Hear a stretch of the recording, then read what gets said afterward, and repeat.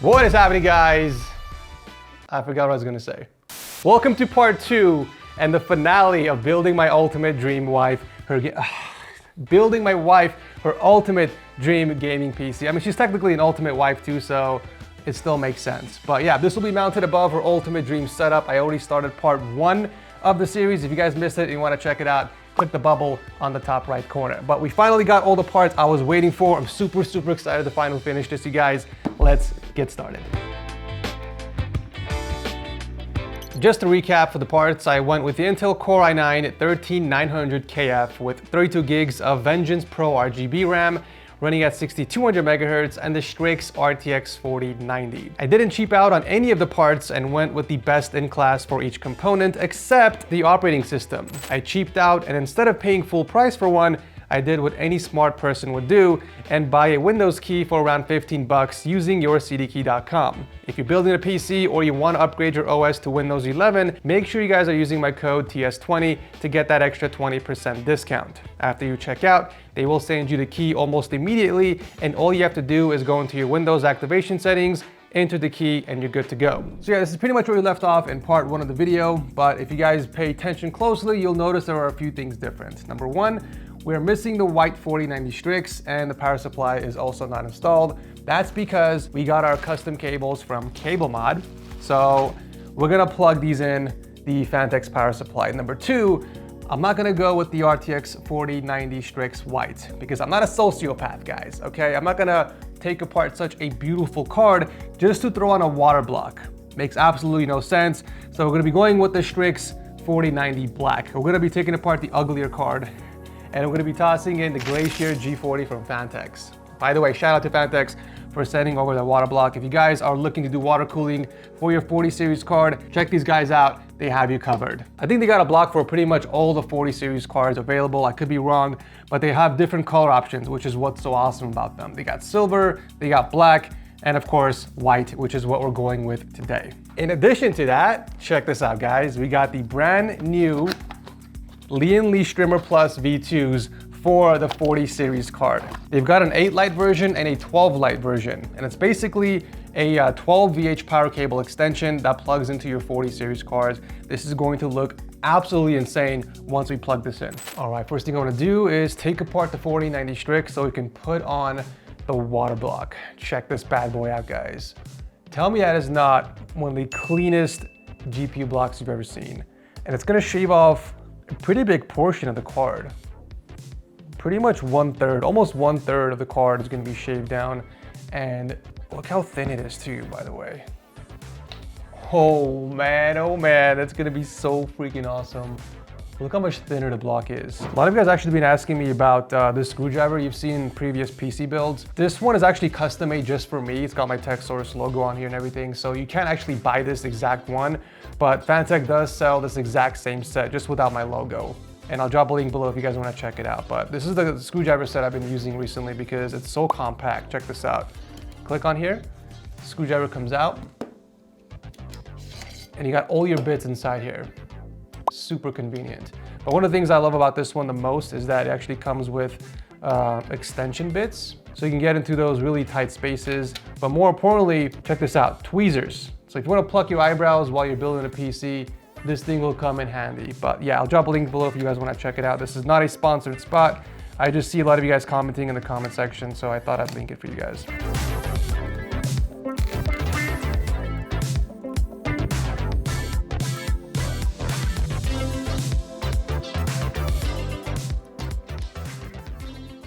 Off goes the back plate. Now he's got to separate the PCB from the heatsink. Wow, the PCB is actually a lot smaller than the GPU block. That's about 2/3 the size of the entire GPU. That's crazy.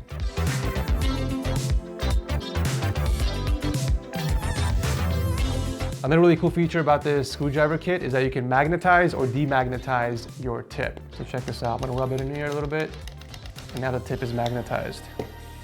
And when I remove a screw, it's gonna stick on there so it doesn't fall down. Pretty dope, right?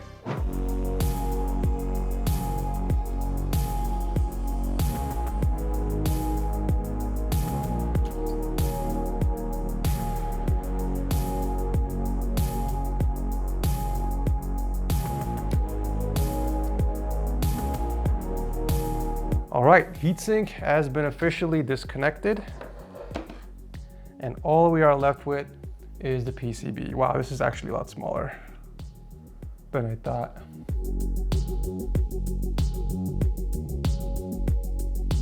Yo, this is actually pretty cool. Check this out. Everything is labeled right here on the manual. All the pads have been pre-cut and there are numbers on each one to basically tell you where they go on the GPU.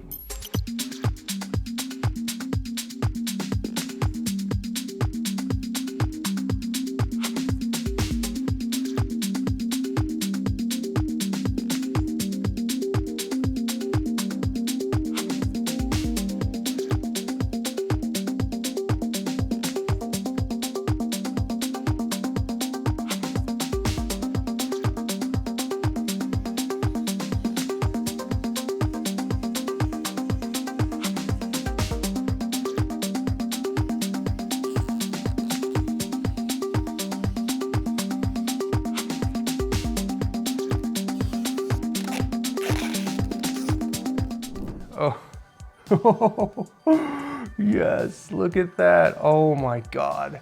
She's beautiful. She is beautiful. Phanteks definitely knows how to design a water block. That is for sure. Unfortunately, we're not gonna even see the backplate because the GPU is gonna be mounted vertically like this, but it's nice that they provided the same color as the GPU block. So if you guys do pick one up and mount it horizontally, you don't have to worry about the colors mismatching. But yeah, this is gonna look freaking amazing in the build. Let's go ahead and pop this inside the case.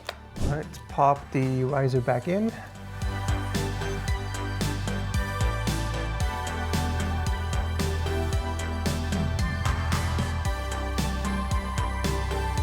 Oh, that does not look safe.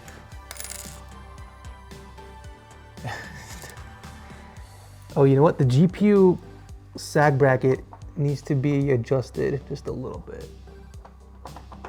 So let me tighten this first. All right, much better. You know what I just realized? I don't think this is gonna work, you guys. Oh man, it's way too close. The GPU is way too close to the case. I'm gonna have to bend this a lot in order to fit it behind the GPU. It's a way tight fit. Unless I wrap it in the front like this, but it's gonna cover the graphics card. I don't want that. Do not want that. You know what? Let's YOLO this. Oh, this is a bad idea. I can already tell. I wish the case would have given us more options on how close we want to mount the GPU to the case. Oh, you know what? No, you can't do that because the pegs are really short. So it would have come in contact with the glass. So I can see why they did it. But unfortunately, it just doesn't work with the strimmers, it seems. Damn it, man, I waited 2 months for no reason. I could have just finished the build. If I can't even use these strimmers. Yeah, this is pretty much pointless. I do have custom cables made just in case, so this is gonna be our plan B. Let's see if this even works. Dude, even the cables are such a tight fit. What? How are you supposed to do this? I don't think this case was designed with 40 series cards in mind. Oh man. Dude, what? How is this even possible? Am I gonna have to do horizontal mounting for the GPU? I cannot do that. That kind of just defeats the whole purpose of this case. Dang, Edgar, come on, you better than this. It's going from this side, let's do this. Oh my God, that looks so freaking weird. I mean, it's better than nothing, honestly. It's better than nothing. Yeah, unfortunately I can't do the same with the strimmers. You can't go sideways. Oh, it's such a shame too. Oh well, I'll save this for another build. A few moments later. I really want to go with the strimmers though, guys. Okay, I don't want to settle for the cables. I'm not saying it looks terrible, but I really do think the strimmers are gonna look much nicer, especially since we're gonna be going with a 24-pin strimmer for the motherboard. I feel like if we just go in from the bottom and go over the GPU block, we can make it work, but it's gonna cover a portion of the GPU. That's the only thing, but you know what? I'm willing to make that sacrifice because I really think it's gonna pay off at the end. So screw it, let's go in from the bottom. So in order to do that, we're gonna have to flip the strimmers the other way around.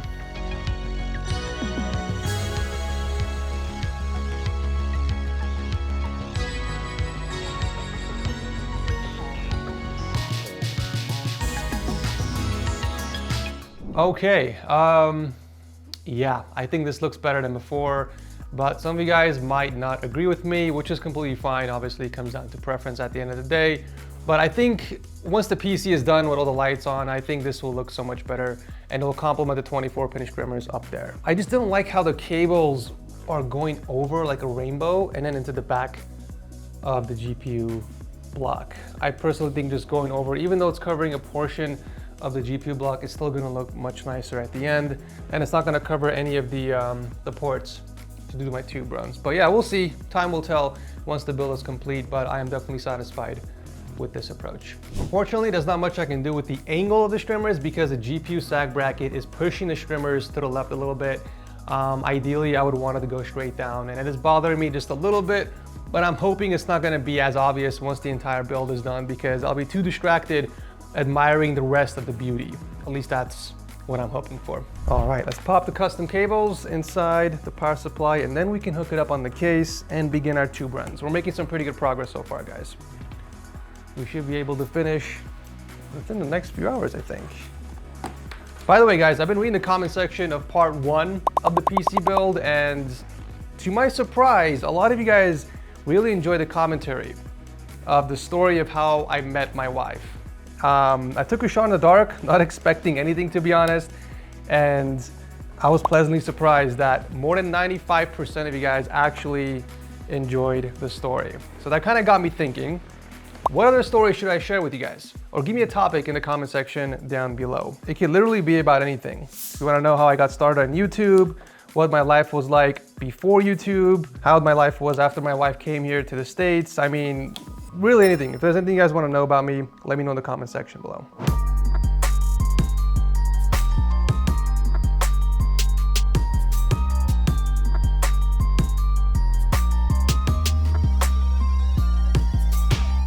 All right, now it's time to plan the tube runs. Luckily, with the case design and how the components are laid out, we're just gonna do a clockwork pattern. So we're gonna start with the CPU block, head on over to the top red to the distro plate to the pump to the GPU block, and back up into the CPU block. So pretty straightforward. Let's get started.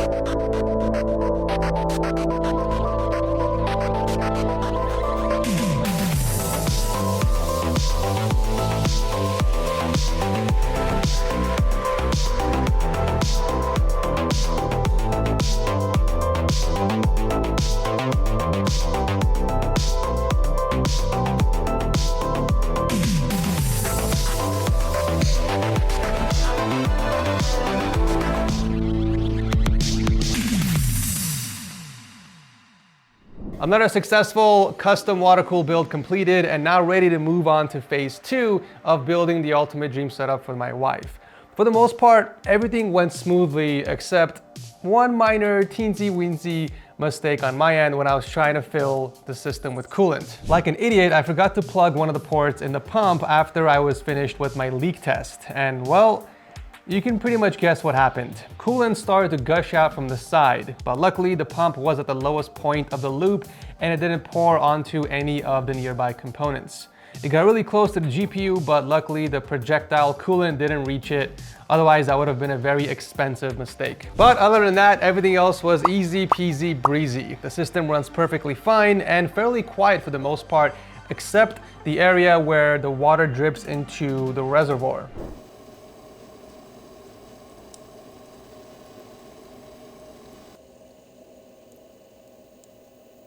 It might sound therapeutic for most, but it actually has the opposite effect with a water-cooled build because it sounds like water is dripping somewhere. That noise is causing me anxiety.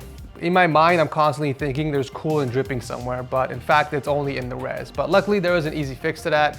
I'm just going to top off the res with more coolant. Unfortunately, one bottle was not enough to completely fill the system, so I ordered a second one, which will be here in a couple days, and I can just completely fill up the res, so I won't have that issue anymore. In addition to that, I'm also waiting on the Lee 24-pin strimmer to arrive because I noticed recently that they did not include one with the other strimmers. So I decided to use the custom cables in the meantime, and that's kind of why I did this U-shaped bend over here. I wanted to make sure to leave enough room where I can comfortably plug in a 24-pin strimmer without having to drain the system. Speaking of strimmers, I really love the 12 VH strimmer cable from Lee. I think it looks freaking awesome in the build. Plus with the 24-pin strimmer cable, I think they'll complement each other really nicely. Right now it just kind of looks out of place. Unfortunately, it does block out a portion of the GPU block, but this was the only route to take because you guys saw earlier, the custom cables just didn't look good with the build. So this was the best route to take for my wife's PC. Another thing I'm waiting on is a tinted side panel for my wife's PC. I currently have the clear one, which doesn't look as good. Personally, I think a tinted one looks a lot better, especially with very bright RGB lights. My current case is also tinted and it looks freaking awesome during the day and night. So I'll be using this one temporarily until the tinted one arrives, I think in like 3 or 4 weeks. When it comes to temps, I was a bit worried at first considering I was only using a single 360mm radiator with high-end components, but I knew the open air design of the case would impact the temps in a positive way. And I was right. The Asus Strix 4090 peaked at 53 degrees Celsius for a few seconds, but dropped back under 50. It actually averaged around 48 to 49 degrees during most of the benchmark. The CPU on the other hand peaked at 71 degrees with pretty low utilization since I'm using a synthetic benchmark. Unfortunately, I didn't have time to download a full game to test it, but I'm definitely loving what I'm seeing so far. Really cool temps in a really quiet system. I'm very interested to see how this will do in gaming, specifically more demanding titles like Call of Duty 2, Warzone 2.0, even Diablo 4, that's coming out I think in a few months as well. So I'll be doing a lot of gaming tests on this bad boy in part 2 of building the ultimate dream setup for my wife. So yeah, make sure you guys are subscribed so you don't miss out. I'm gonna take this into the office and hook it up on the wall right now so I can continue. I'll drop a link to all the parts I use down below. Thank you guys so much for watching, and as always, I'll see you very soon in the next one.